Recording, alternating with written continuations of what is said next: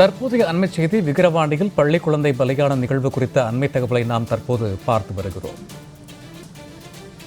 விக்கிரவாண்டியில் பள்ளி குழந்தை உயிரிழந்த விவகாரத்தில் ஆசிரியை நீதிமன்றத்தில் தற்போது ஆஜர் செய்யப்பட்டுள்ளார்.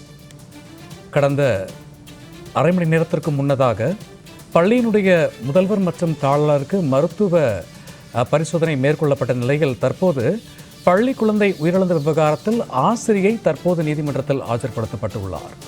விக்கிரவாண்டியில் பள்ளி குழந்தை பலியான விவகாரத்தில் ஆசிரியை நீதிமன்றத்தில் ஆஜர்படுத்தப்பட்ட நிகழ்வை நாம் அண்மை செய்தியாய் பார்த்து வருகிறோம்.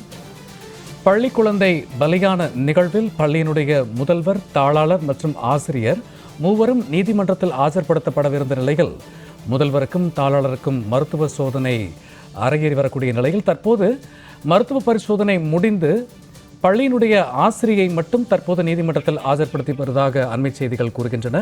இது பற்றிய கூடுதல் தரவுகளோடு விழுப்புரத்தில் இருந்து இணைகிறார் எமது செய்தியாளர் பரணிராஜ். வணக்கம் பரணிராஜ். தற்போது முதல்வர், தாளாளர் மற்றும் ஆசிரியர் மூவருமே நீதிமன்றத்தில் ஆஜர்படுத்தப்பட இருந்த நிலையில் நீதிமன்றத்தினுடைய அந்த பரிசோதனை முடிவுகள் என்னாச்சு? மருத்துவமனையில் தற்போது ஆசிரியை மட்டும் அனுமதிக்கப்பட்டிருக்காங்க. இது பற்றின கூடுதல் தரவுகள்.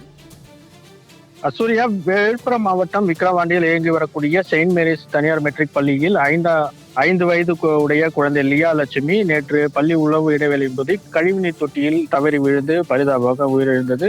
பள்ளி வளாகத்தில் மூடப்படாமல் இருந்த கழிவுநீர் தொட்டிக்குள் விழுந்து குழந்தை உயிரிழந்த சம்பவம் பல்வேறு தரப்பினரையும் பெரும் அதிர்ச்சியை ஏற்படுத்தியிருந்த நிலையில் இது தொடர்பாக 2 பிரிவுகளின் கீழ் விக்கிரவாண்டி போலீசார் வழக்கு பதிவு செய்து பள்ளி தாளாளர் எமில்டா, பள்ளி முதல்வர் டொமிலா மேரி, வகுப்பு ஆசிரியை ஏஞ்சல் உள்ளிட்ட 3 பேரை கைது செய்தனர்.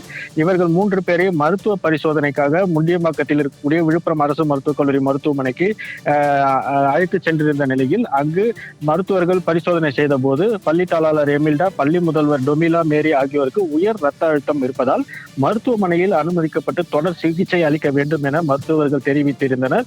இதனால் அவர்கள் இருவரும் மருத்துவமனையில் அனுமதிக்கப்பட்டு தற்போது தொடர் சிகிச்சை அளிக்கப்பட்டு வருகிறது.